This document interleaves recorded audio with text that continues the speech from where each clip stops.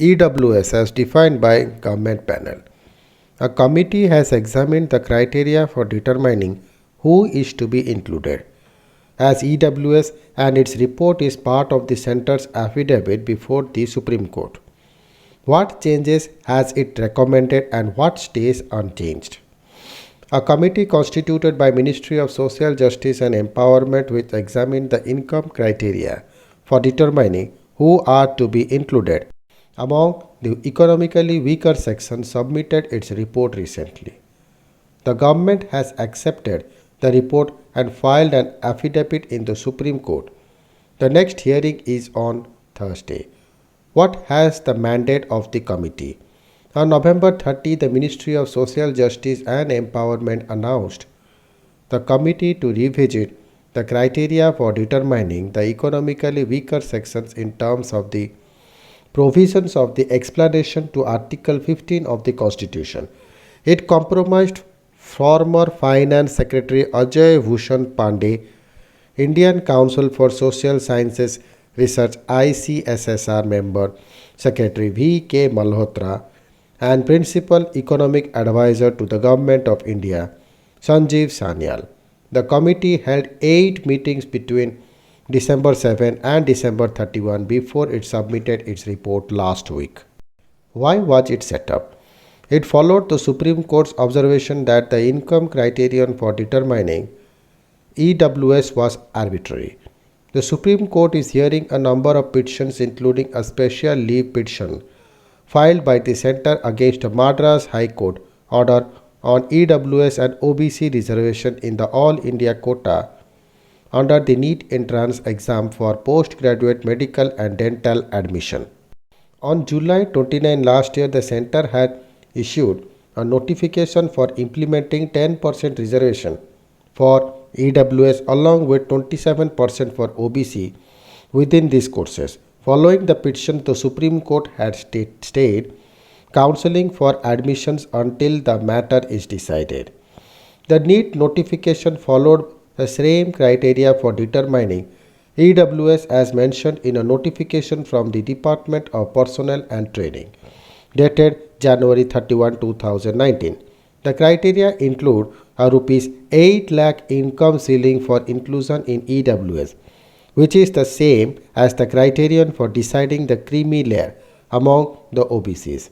The notification said income shall include income from all sources, salary, agriculture, business, profession, etc. for the financial year to the year of application. Another criterion is that a person whose family owns or possesses 5 acres of agricultural land or more will be excluded from EWS. After the court raised questions, Solicitor General Tushar Mehta on November 25 submitted that the centre would revisit the criteria. The committee was set up after that. What has the panel recommended? The committee's 70-page report, which is now part of an affidavit filed by Social Justice and Empowerment Secretary R. Subramaniam, says that the threshold of rupees 8 lakh of annual family income in the current situation seems reasonable for determining EWS.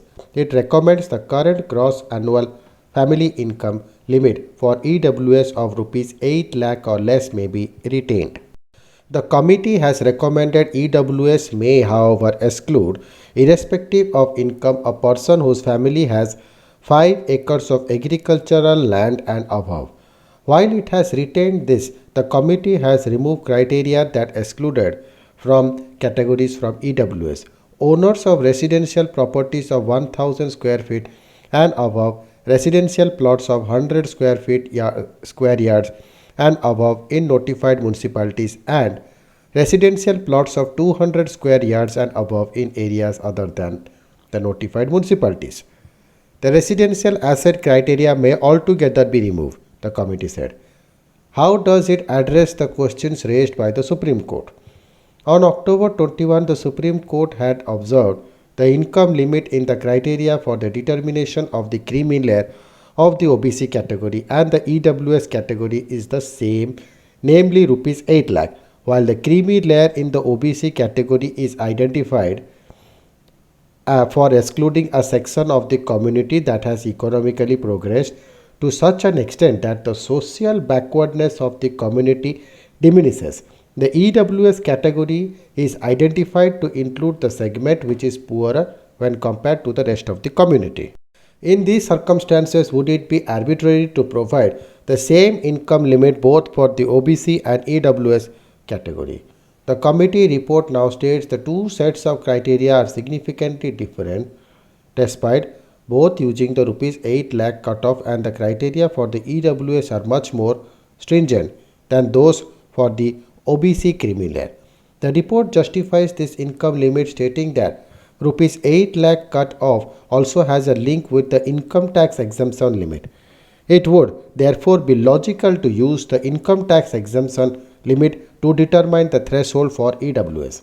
The Supreme Court has also questioned on what basis has the asset exemption been arrived at, and was any exercise undertaken for that purpose, whether municipalities as required under the exemption have been notified. The reason why residential flat criterion does not differentiate between metropolitan and not metropolitan areas. As mentioned earlier, the committee has retained the 5-acre criterion for exclusion from the EWS category but done away with the residential assets criteria. From what will be the new criteria be implemented? For ongoing admission process, the existing criteria will continue. The committee recommends that the existing and ongoing criteria in every ongoing process where EWS reservation is available be continued, and the criteria recommended in this report may be made applicable from the next advertisement admission cycle, the report says. When the existing system is ongoing since 2019, no serious prejudice would be caused if it continues for this year as well. Changing the criteria midway is also bound to result in spate of litigations in various courts across the country by the persons whose eligibility would change suddenly. How has the EWS quota been implemented so far? EWS reservation was granted based on the recommendation of a commission headed by Major General S.R. Sahu, retired. The Commission for Economically Backward Classes was constituted by then UPA government in 2005 and submitted its report in July 2010. To implement this, a cabinet note dated January 6, 2009 was prepared by the Ministry of Social Justice and Empowerment. Both based on this, the cabinet in January 2019 decided to amend the constitution to provide reservation to EWS. With months to go for that year's Lok Sabha polls, the government rushed the legislation through. The bill was tabled and passed in Lok Sabha on January 8, 2019 and in Rajya Sabha the next day. Under the 2019 notification, persons not covered under reservation for SC, STs and OBCs and whose family has a gross annual income below 8 lakh among other criteria are to be identified as EWS for benefits of reservation. What happens now? The Supreme Court will take a call now that the government has accepted the committee's report. While the government requested for an early hearing as counselling for NEET is held up, the matter is already listed to be heard on Thursday. Thank you.